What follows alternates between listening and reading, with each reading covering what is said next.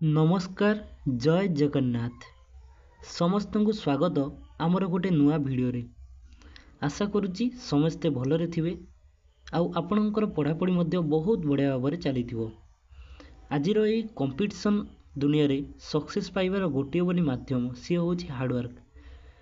सो समस्ते हार्डवर्क करने को ट्राए करूँ आउ भगवान को ऊपर भरोसा रखु देखिए दिने ना दिने आपन सियोर सक्सेस हेबे। तो आज मु आपणक सामना को नहीं आसी एंशिएंट हिस्ट्री रो किछि क्वेश्चन जहाँकि मैक्सिमम एग्जाम रे आसुजी। सो चलंतु देरी न करी आज क्लास टी को स्टार्ट करिवा। Question number 1 who was the founder of Maurya empire. हमर मौर्य साम्राज्य जो थिला मौर्य साम्राज्य रो प्रतिष्ठाता के थिले। तो करेक्ट आंसर हमर हे जिवो Chandragupta Maurya. Question number 2 who wrote the अर्थशास्त्र। हमर जो अर्थशास्त्र थिला किए लिखिथिले। तो करेक्ट आंसर हे जिवो हमर Kautilya. Question number 3 what was the main city of Harappan civilisation. हमर जो हरप्पा सभ्यता रे प्रमुख जो शहर थिला कौन थिला। तो करेक्ट आंसर हमर हे जिवो Harappa and Mohenjodaro. Question number 4 which river was central to the Indus valley civilisation. हमर जो इंडस वैली सिविलाइजेशन थिला जोटा को ओडिया रे कोनते हमर सिंधु सभ्यता। हमर सिंधु सभ्यता केउ नदी पाखरे गड़ी उठथिला। तो करेक्ट आंसर हो जिवो हमर सिंधु रिवर बा इंडस रिवर जोटा को इंग्लिश रे कहंती। Question number 5 which religion did Ashoka promote. हमर जो सम्राट अशोक थिले से केउ धर्म को प्रमोट करथिले। तो करेक्ट आंसर हमर हे जिवो से बुद्ध धर्म को हमर प्रचार करथिले। ठीक अछि। Question number 6 when did Alexander the great invade India. हमर अलेक्जेंडर केबे इंडिया को आक्रमण करथिले। तो हमर करेक्ट आंसर हे जिवो 326 बीसी बा ख्रीष्टपूर्व 326 रे।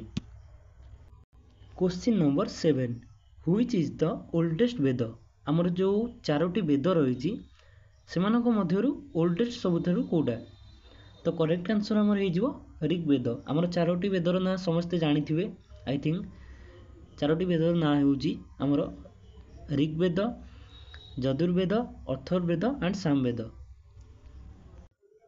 सबुठारु ओल्डेस्ट होउजी हमर ऋग्वेद। ठीक अछि। Question number 8 who were the main God's of the वैदिक पीरियड। हमर जो वैदिक काल थिला से समय प्रमुख देवता किए थिले। तो करेक्ट आंसर हमर हे जिवो इंद्रदेव अग्निदेव एंड वरुण देव। ठीक अछि। Question number 9 which empire was ruled by Samudragupta. Samudragupta केउ साम्राज्य रे शासन करुथिले। तो करेक्ट आंसर हे जिवो गुप्त एम्पायर बा गुप्त साम्राज्य। ठीक अछि। Question number 10 what was the capital of the गुप्त एम्पायर। हमर गुप्त साम्राज्य रो राजधानी कौन थिला। तो करेक्ट आंसर हमर हे जिवो Pataliputra. Question number 11 who composed the Mahabharata. Mahabharata की रचना करथिले। तो करेक्ट आंसर हे जिवो Vyasdev. Question number 12 who composed the Ramayana. Ramayana के रचना करथिले। तो करेक्ट आंसर हे जिवो ऋषि वाल्मीकि। ऋषि वाल्मीकि द्वारा हमर रामायण रचना करा जायतिला। Question number 14 what was the main language of the Sangam literature. हमर जो संगम साहित्य थिला तार मुख्य लैंग्वेज कौन थिला। तो करेक्ट आंसर हे जिवो Tamil. Question number 15 which was the main religion during the गुप्त पीरियड। हमर गुप्त कालर प्रधान भाषा कौन थिला सॉरी प्रधान धर्म कौन थिला। तो करेक्ट आंसर हे जिवो हिंदू धर्म। Question number 16 who was the famous astronomer in the गुप्त पीरियड। हमर गुप्त कालर प्रसिद्ध शास्त्रज्ञ जी थिले से किए थिले। तो हमर करेक्ट आंसर हे जिवो Aryabhata. Question number 17 who founded the city of Pataliputra. ଆମର ପାଟଳିପୁତ୍ର ସହର କିଏ ନିର୍ମାଣ କରିଥିଲେ? ତ କରେକ୍ଟ ଆନ୍ସର ହେଇଯିବ Ajatashatru. Question number 18 which dynasty ruled Magadha before the Maurya? आमर मौर्य वंश पूर्वर मगध को केउ वंश शासन करुले? तो करेक्ट आंसर हो नंद वंश।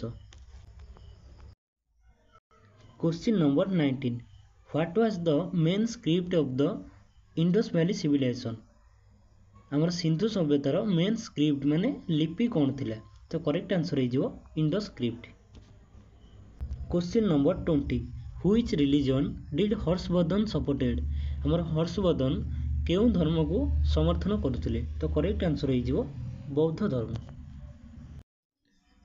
Question number 21 who was the famous poet in the गुप्त period?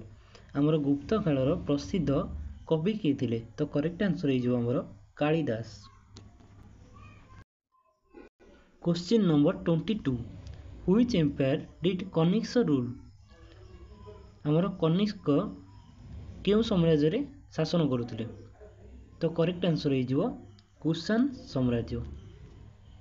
Question number 23 who build the great stupa at Sanchi? आमर सांची रे महास्तूप किए निर्माण करथिला? तो करेक्ट आंसर हो यार सम्राट अशोक द्वारा आमर सांची रे महास्तूप निर्माण होइतला। Question number 24 what was the main material used in Harappan city construction?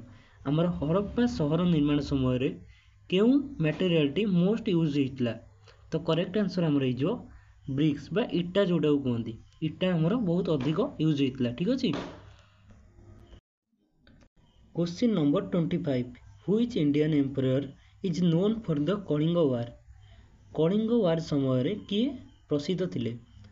तो आमर करेक्ट आंसर हो सम्राट अशोक। एटा समस्ते जानिथिबे I think. Question number 26 which period is known as the Vedic age? आमर केउ समय को वैदिक काल बोली कुआ जायछि? करेक्ट आंसर हो आमर ख्रीष्टपूर्व 1500 रु 500 ए समय को आमर वैदिक पीरियड बोली कुआ जायछि। ठीक अछि। Question number 27 what was the main occupation in the Indus valley civilisation? आमर इंडस वैली सिविलाइजेशन रो प्रमुख पेशा कौन थिला? तो करेक्ट आंसर हो एग्रीकल्चर बा कृषि। Question number 28 who was the famous mathematician in ancient India? आमर एंशिएंट इंडिया रो माने प्राचीन भारत रो प्रमुख मैथमेटिशियन किए थिले माने गणितज्ञ? ठीक अछि। तो करेक्ट आंसर हो Aryabhata. Question number 29 Mohenjodaro is situated on the bank of which river? आमर मोहेंजोदारो केउ नदी कूल रे अवस्थित? तो करेक्ट आंसर हो सिंधु रिवर। ठीक अछि। Question number 30 what is the meaning of the word Mohenjo-daro? आमर मोहेंजोदारो रो अर्थ कौन? ये क्वेश्चन टी मु आपनको पई छाडिछि आपण मते कमेंट माध्यम रे जणेबे आउ जहार आंसर टी ठीक आसीबो मु तांको कमेंट टी को पिन कर देबी। ठीक अछि। तो यह थिला हमर एंशिएंट हिस्ट्री रो टॉप क्वेश्चन जोटा कि मैक्सिमम एग्जाम रे आसु अछि। सो आशा करूची वीडियोटी भल लागिथिबो। जदि वीडियोटी पसंद आछि लाइक करिवे कमेंट करिवे। जदि चैनल को प्रथम दर आछंती चैनल को सब्सक्राइब करिवे। रहुची पुणी देखा हबो आउ गोटे वीडियो रे। जय जगन्नाथ।